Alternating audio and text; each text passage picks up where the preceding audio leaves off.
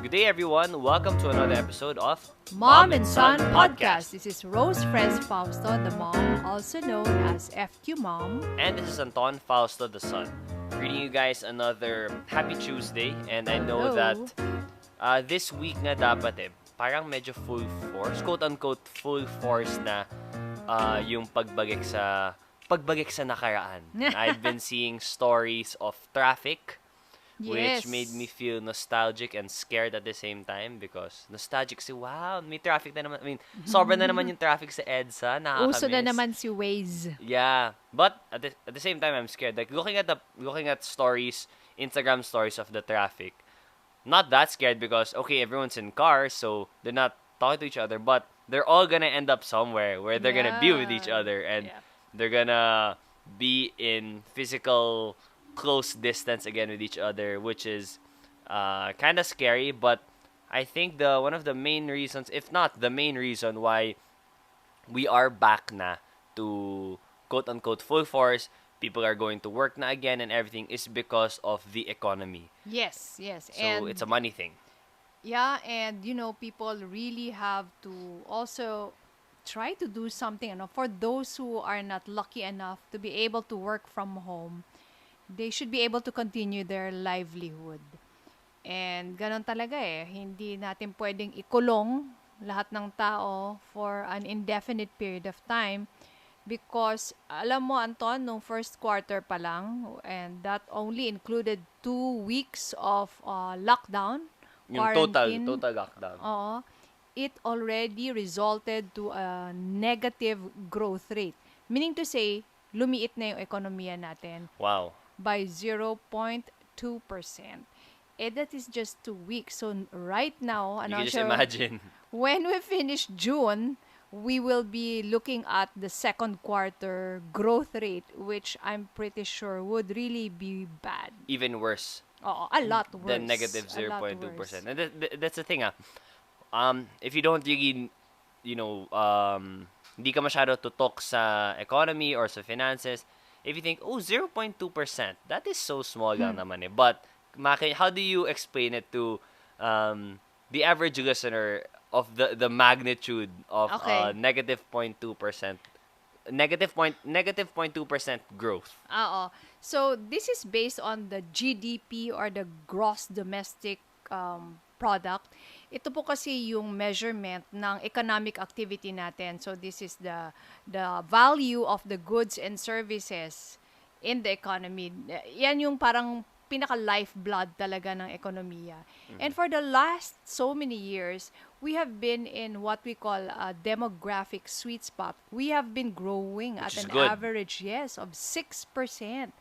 Parang per year? Per year, okay. oo. So nakakapanghinayang Anton kasi parang moment natin to Yeah. Para bang alam mo yon, ito na yung moment mo, tapos biglang naudlot because of this global health crisis, which has immediately translated into an economic crisis. Yes, and that's why we are in this, we're tackling this topic today because we know that the COVID-19 pandemic is a health thing, but we can't take away how it's so directly related to the economy of our country, to our personal finances, that you can't separate one from the other kasi. Yes, so ang kahulugan niyan when it comes to the individual households, marami pong households ang nawalan ng income. Yes. So syempre, nawalan ng income, significantly lower income, what does this result to? Mas konti ngayon yung consumption, yung pagbili ng goods and services. It's very easy to explain now kasi syempre sarado ang mall. So wala kang pupuntahan, wala kang mabibili. So bagsak ang ekonomiya, lumiliit yung ekonomiya natin. And that's why now it's always important to talk about this. It's always important to have a high FQ, but I really believe that now I didn't know there would actually be a time where you really needed it even more. You needed to have FQ even more. Oo, sobra talaga. At saka ngayon, talagang naramdaman ng bawat isa sa atin, hindi lang dito sa Pilipinas but the entire world, the importance really of having an emergency fund.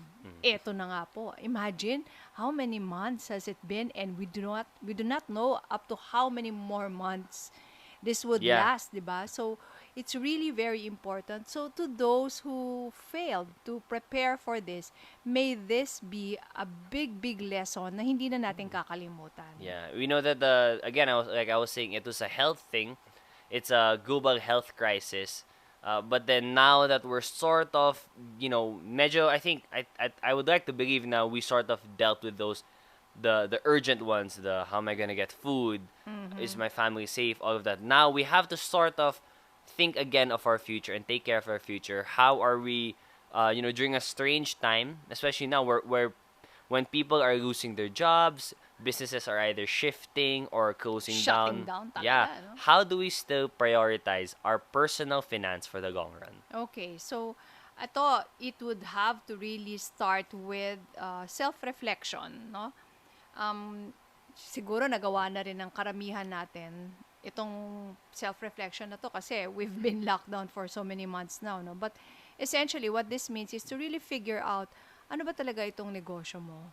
Ano ba talaga yung mga kailangan ng pamilya mo? So, balik tayo dun sa negosyo, no? Most of the time, di ba, a lot of people would say, oh, it's time to pivot, it's time to pivot. And there is also the other side where baka it's really time to double down. Ibig sabihin, baka kailangan pas pursigihan ko pa. Ngayon, you would be able to figure this thing out for yourself if you're able to identify what business are you really in. Alam mo, ang favorite example ko dito, yung the tale of two companies, yung Kodak and Fuji. Okay, so for those who don't know, film. Those are film. Are they film companies? They Film were camera? primarily film companies. So, dun pinakamalaki yung kita nila, no? Yung pagbenta ng film at pag-develop. Nung araw po kasi, Walang wala digital. pang digital camera. So, meron kang ilalagay na film, either 12 shots ba yan, 24 shots, 36 shots. Ilalagay mo sa camera mo, pipicturean mo, at tapos ipapa-develop mo. So, That was their business. Yes. On that, wait, on a medyo unrelated note, do you think people are more vain now that we can easily take pictures of ourselves and selfies compared to before? It's gonna take a long time Correct. to take a selfie and then have it You are develop. so right there. And hindi lang yung vanity ang affected, pati yung talagang inability to delay gratification. Because before, we selfie, had... boom, dyan na kagad.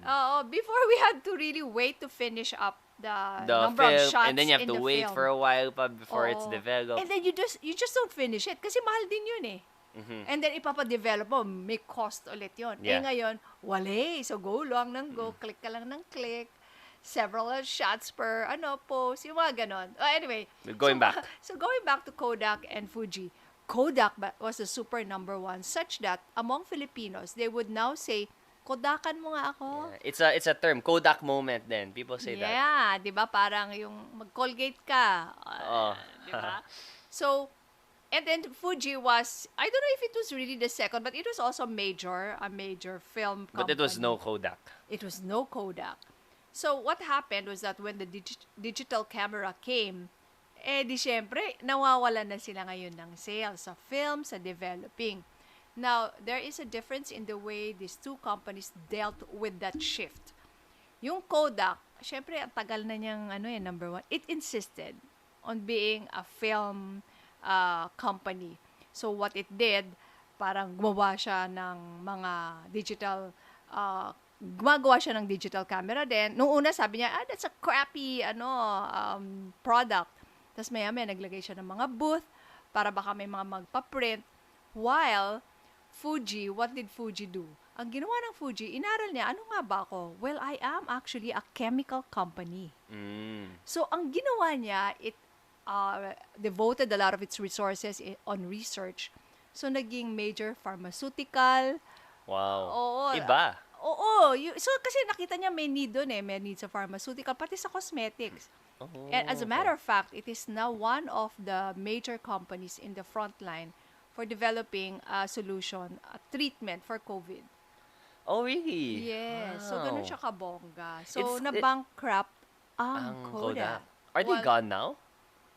Meron ulit Novelty. bumabalik. Parang mga ganun. Wait, so this is exactly like the Blockbuster Correct, yes. and Netflix example where Yeah. one company that was the giant refuse to change with the times, refuse to adapt and change their business model, which has worked for so long. Yeah. And this small player, this small new player in the market, just went with the times, adjusted, Yes. adapted, and ended up being the bigger and more successful company Oo. pa in the Alam mo, end. siguro there's also a burden for being the number one. When we're the number one, we insist and we're very stubborn kasi we are so infatuated with our model And our na this is, success. this is what worked. And it works eh. It Oh, works this eh. is what worked. So, you should now be able to differentiate, is this still gonna work? And most of the time, hindi eh. Sabi nga nila, the only constant thing in the world is It's change. Yan. So, yun. So, intindihin nyo, magpaka-Fuji kayo, huwag kayong magpaka-Kodak in whatever line of business you're in now. So that's the business side of it. You know, looking into yourself. It's very it can be applied then with your life. Eh. Hindi naman talaga business lang eh. Correct. Looking to yourself, looking at your values, but then now onto the more FQ financial intelligence quotient Yeah.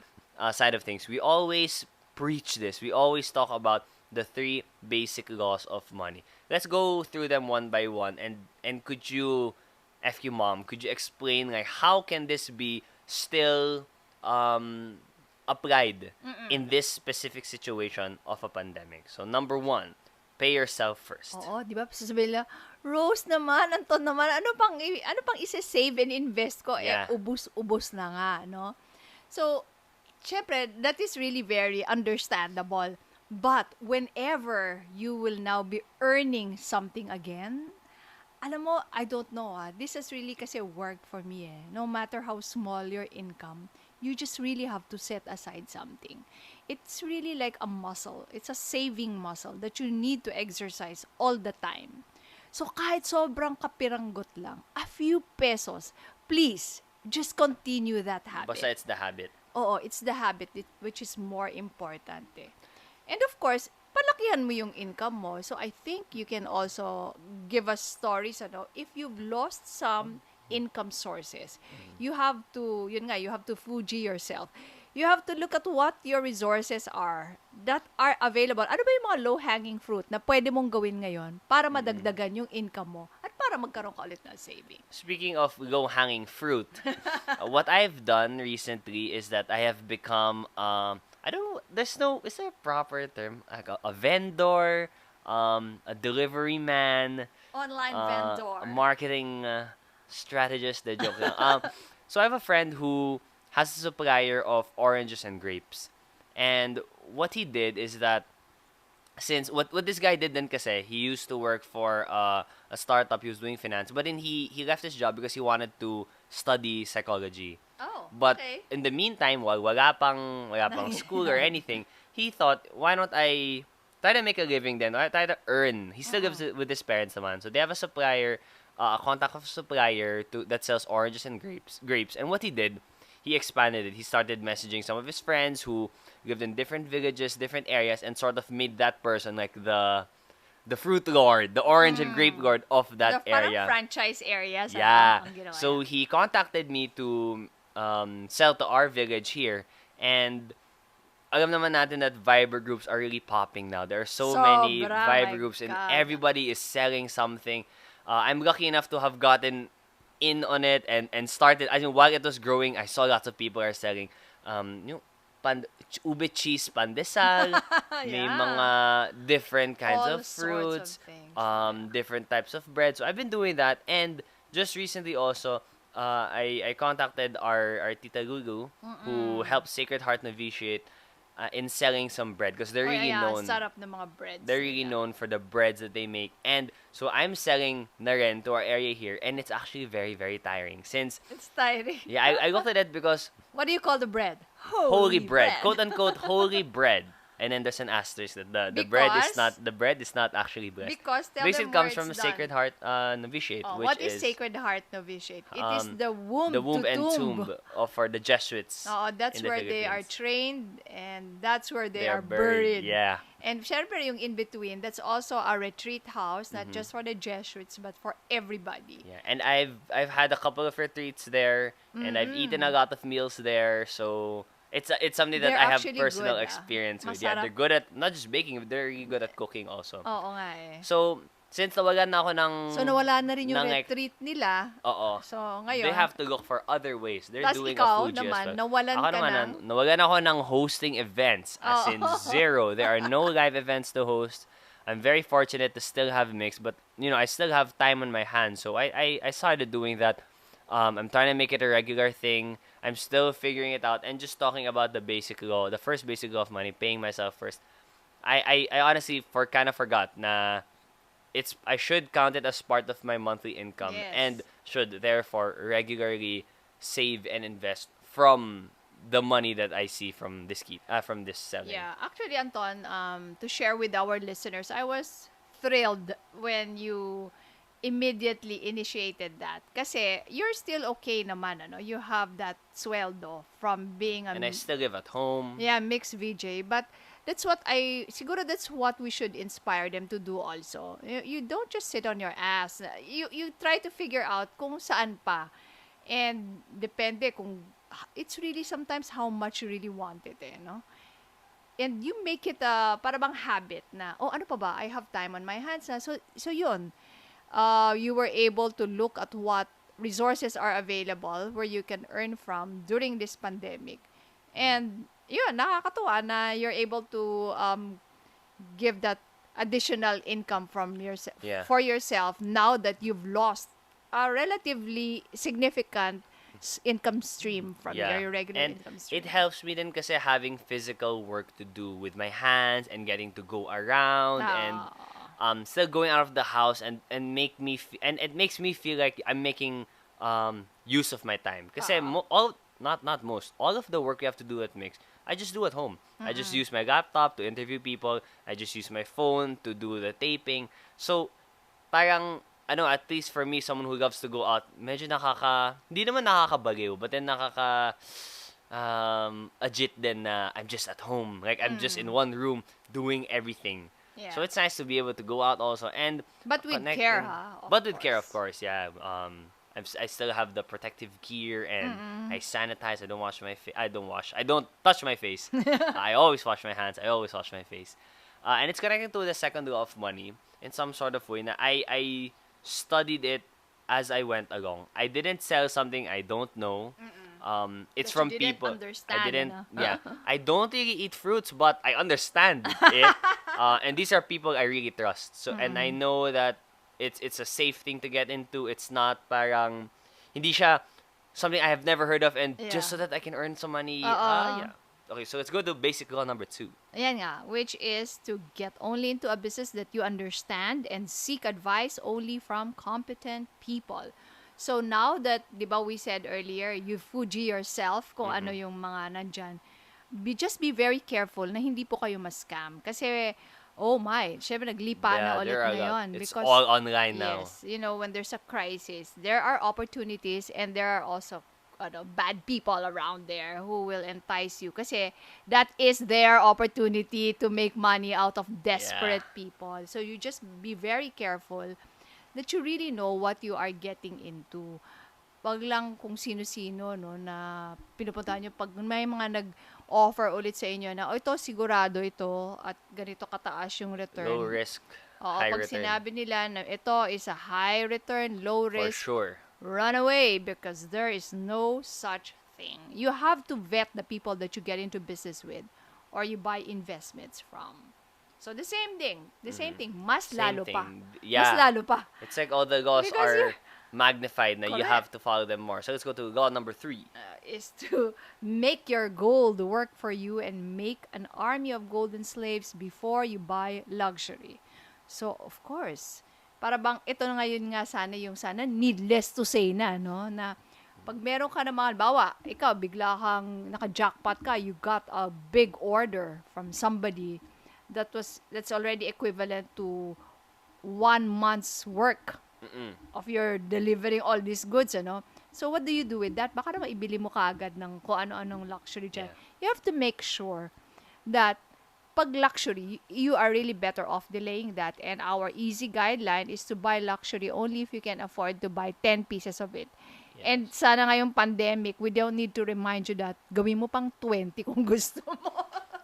Kasi, again, these laws, the need and the value of these laws are really magnified now that we're in a pandemic. But just to share, now, I mean, for me personally, I do my best to follow these laws, but it doesn't mean that I don't spend and I don't, di ako gumagastos or shopping. Bought, I recently bought my first ever pair of Jordans, and uh, Ganun ba kalaki ang kita no, sa and it's not ano eh. The thing is so funny. fruits I and started bread? selling bread and then I bought kaagad. So nagmukhang parang, oh, porket may bread na. No, I really was saving up for it.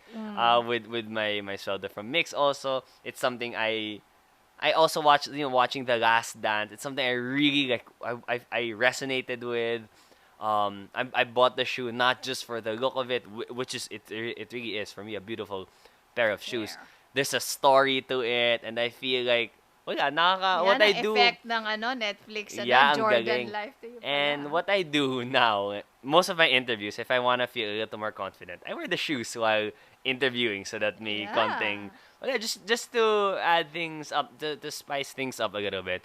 So yun, again, the three laws of money, we say this all the time, but the reason why we say this all the time is because these are the three basic laws of money, and Oo. no matter what the situation is, we really believe that these should be followed. So number Oo. one, pay yourself first. Number two, Get only into a business that you understand and seek advice only from competent people. and number three is to make your gold work for you and to make an army of golden slaves before you buy luxury. Before you buy Jordans. Before you buy Jordans. And I think we should also make mention of debts. Utang. Okay, yeah. Borrowings. So, syempre, ngayon, sasabihin nyo, kasi wala na talaga. Wala na talaga, You just have to be very careful kasi nga talaga, ang utang is a double-edged sword.